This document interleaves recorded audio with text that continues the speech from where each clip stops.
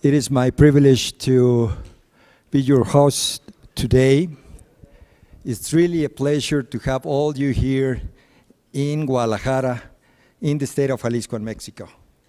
For COINCyDES, this is a very important opportunity to share with you how we are thinking about the future and how we are really acting in the present to make it happen. I'm really proud to announce you that we have a small group from Jalisco, but a very important one. And I will introduce you to the big shots.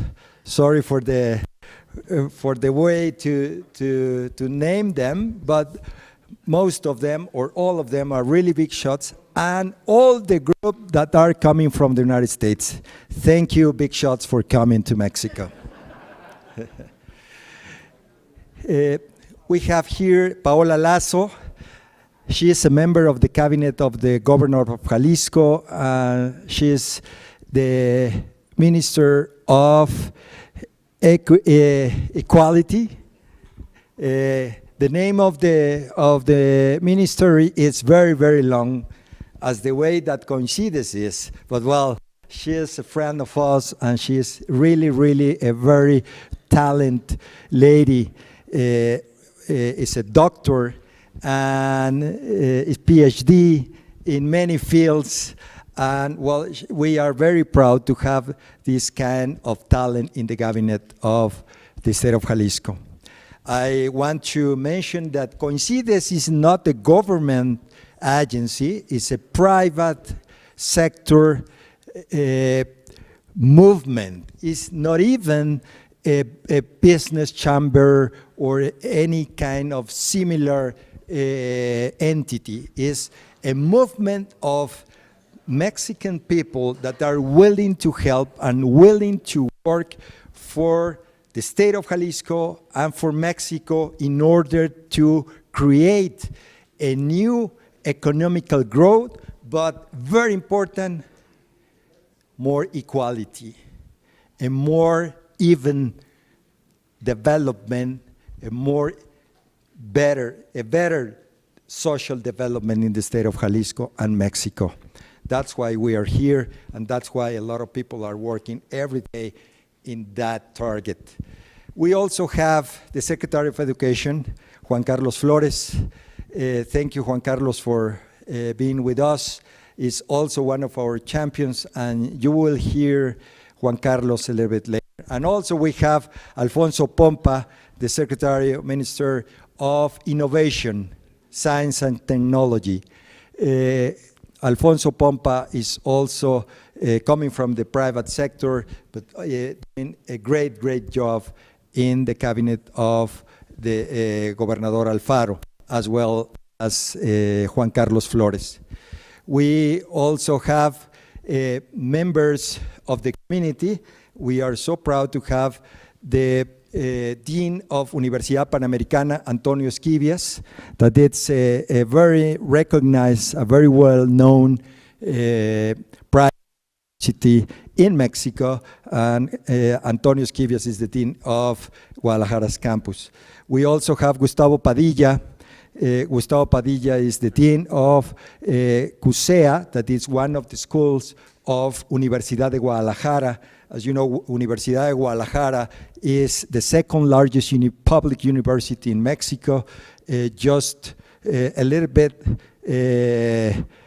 behind UNAM, la Universidad Nacional de México, but almost with the same numbers of students.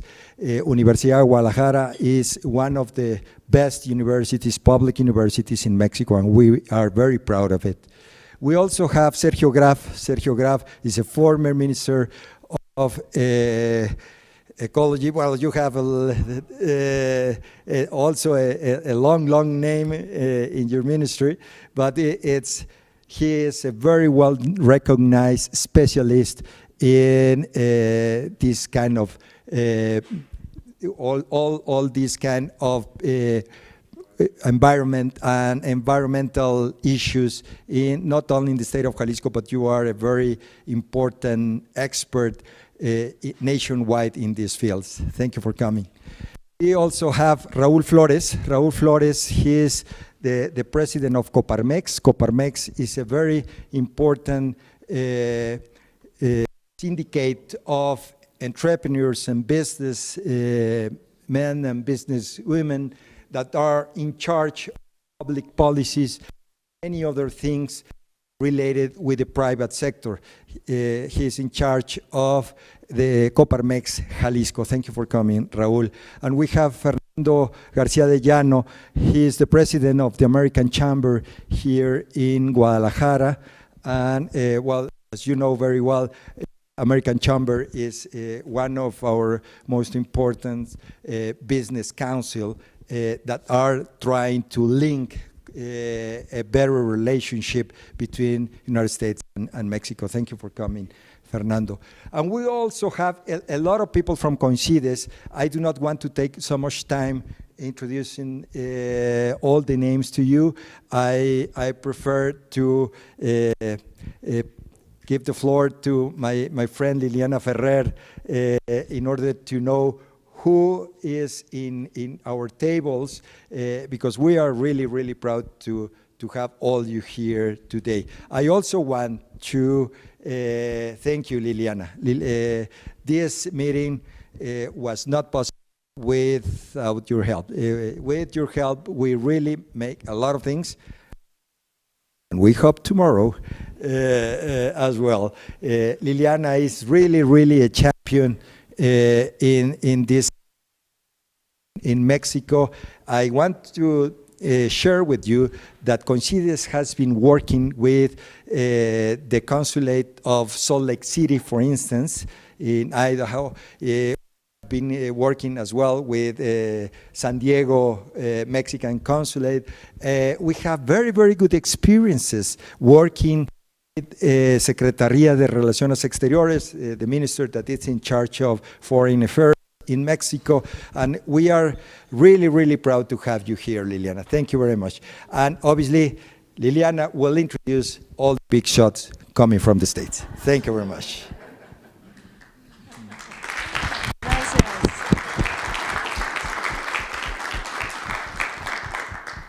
Thank you. I need to start by really thanking the number one big shot at Jalisco here, Cesar Vivienda. A big round of applause. Thank you, Cesar, for hosting us. Thank you so much. Thank you so much for hosting us. And thank you all for coming on a Saturday morning or afternoon. For Mexicans, this is very early. This is almost like breakfast, right? So thank you for taking the time. But like I said a little while ago, it's an opportunity. It's an opportunity for Mexico. And I will stand over there so that neither the Chancellor nor Cesar have to get a sore neck.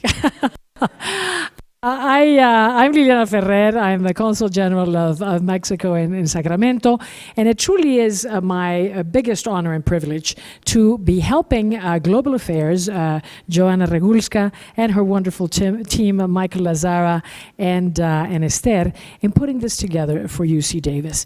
As we all know, California is the fourth largest economy in the world. It's a powerhouse of many things, starting with agriculture, which obviously the University of California, Davis, champions in science, but it's a champion of many things and a powerhouse of many things.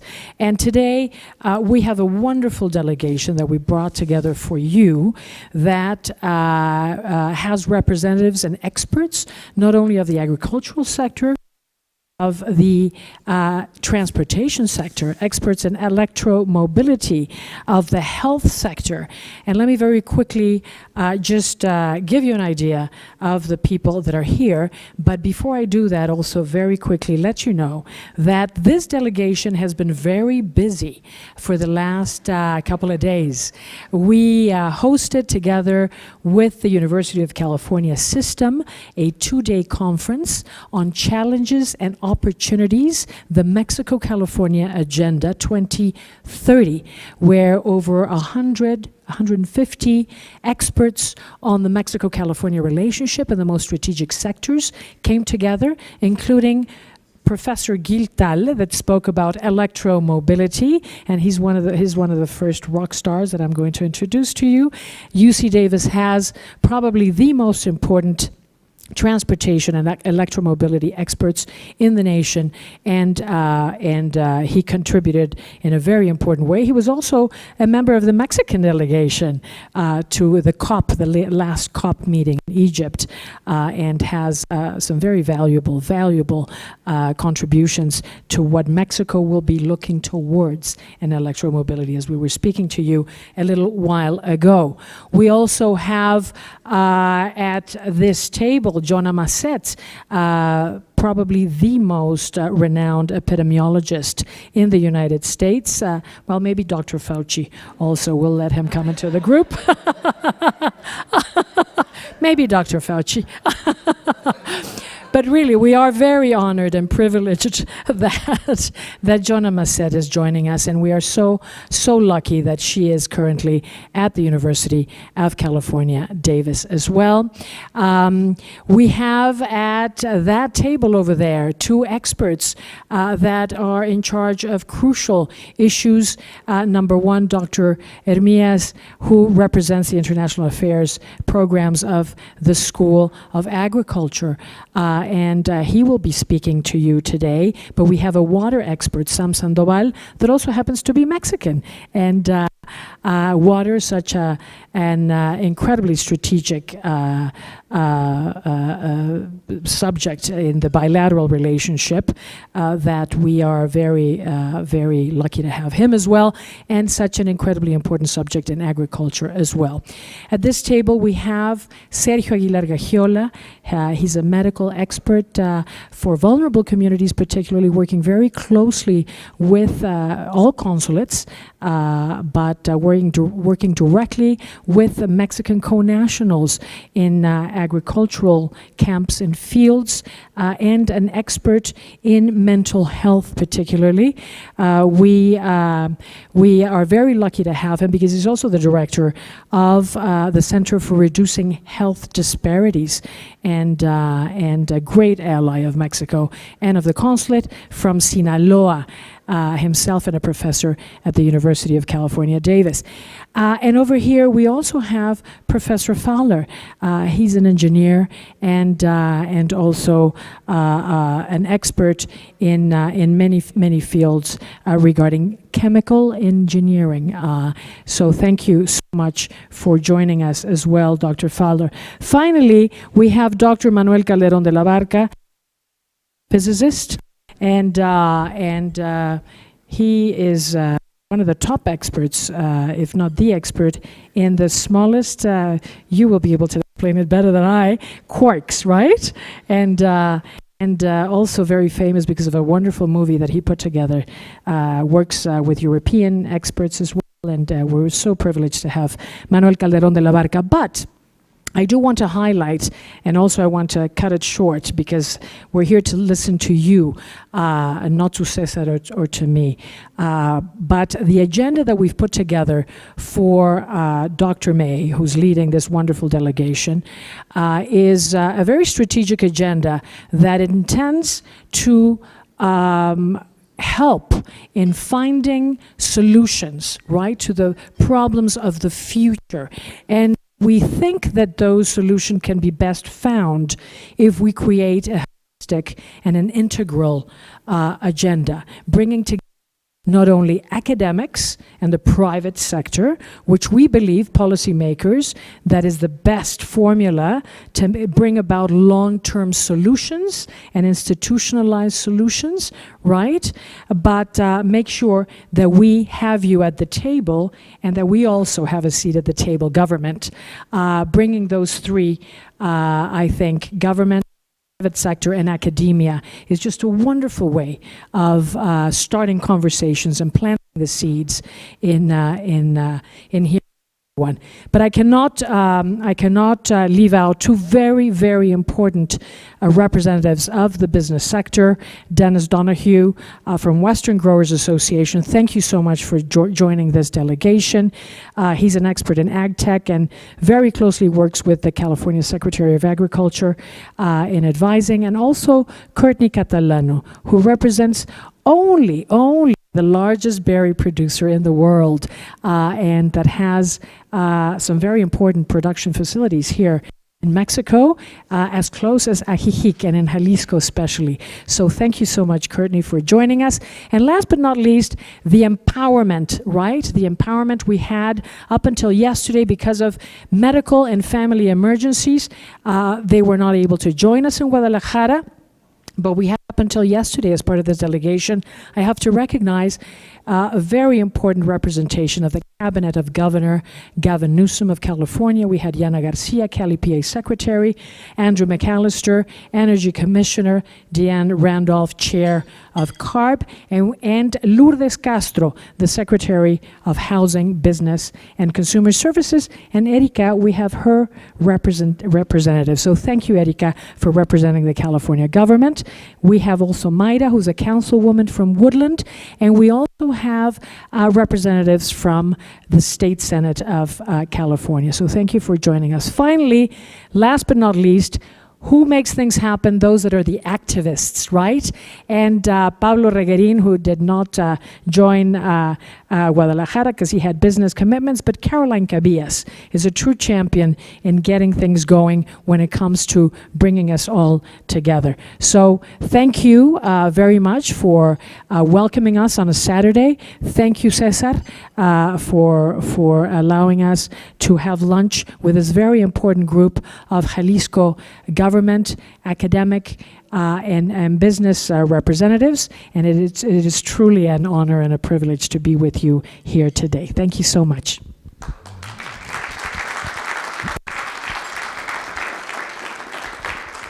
Well, thank you very much, Liliana. Thank you very much for all your support.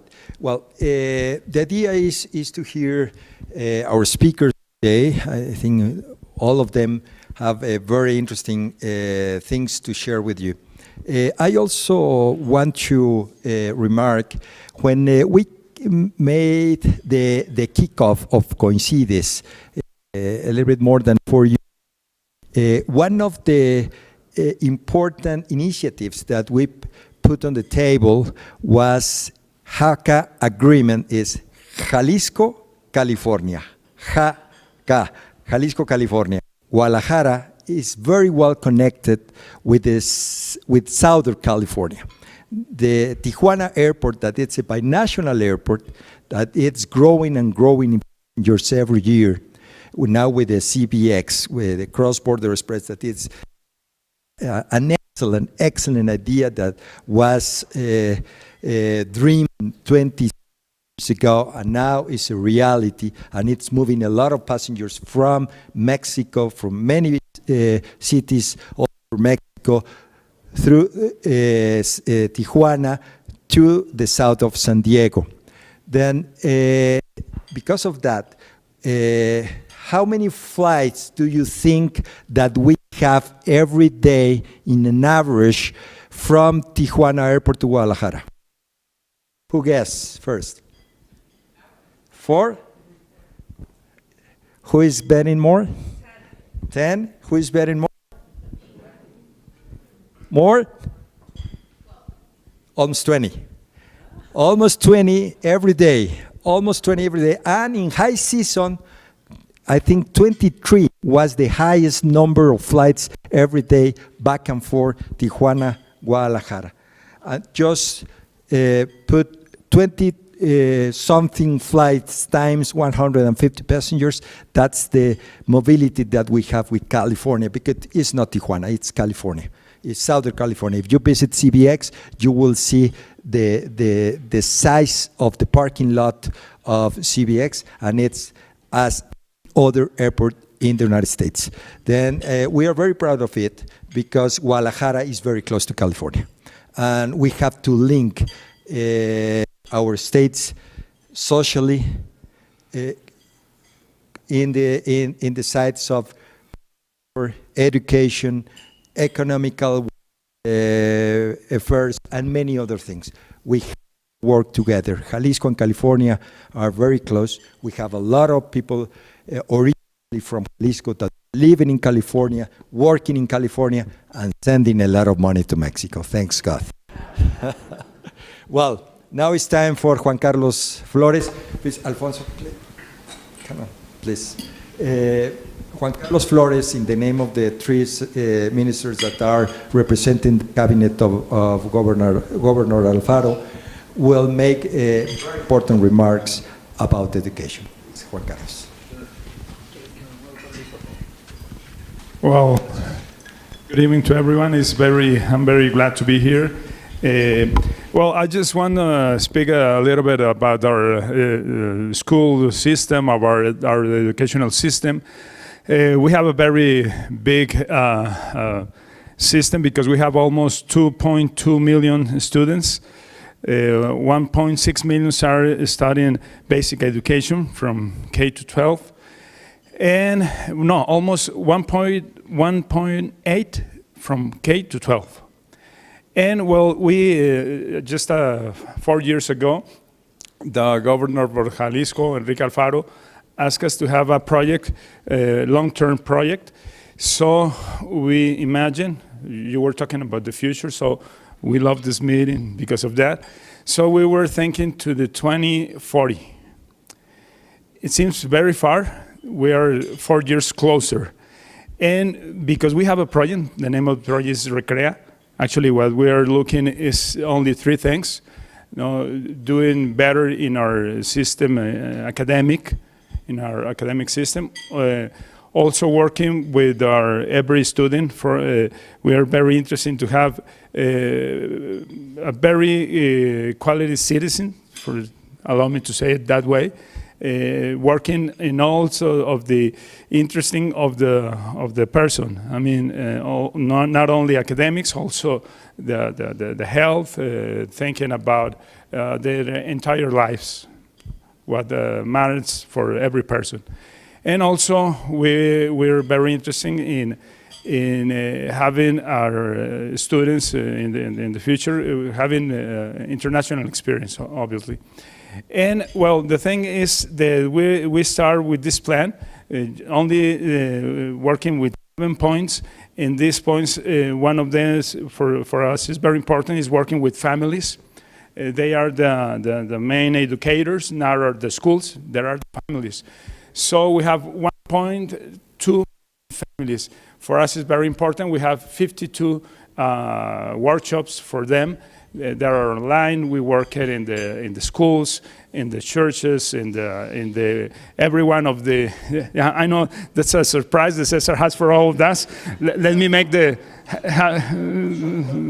remarks. Yeah, well, like I was saying, family for us is very important. We work very hard with them. And well, we have another 6 strategies that I'm not going to talk about everyone. I'm just going to talk about one. It's the important for us to have a very strong STEM system. We know that we need more engineers, that we need more technical people, and we are working on that since kindergarten. And it's seeing this university, this very big university, I think it's a big opportunity, and I'm sure Alfonso is going to talk more about higher education, because in Jalisco, the higher education system is in another secretary, in another minister.